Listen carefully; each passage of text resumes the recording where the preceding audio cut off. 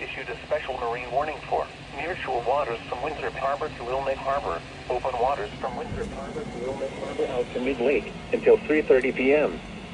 At 2:29 p.m., a strong thunderstorm was located near Waukegan Harbor, moving northeast at 15 knots.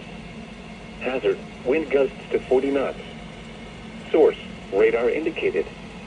Impact, small craft could be damaged and briefly higher winds and suddenly higher waves. Locations impacted include Winthrop Harbor and Waukegan Harbor. Move to safe harbor immediately as gusty winds and high waves are expected.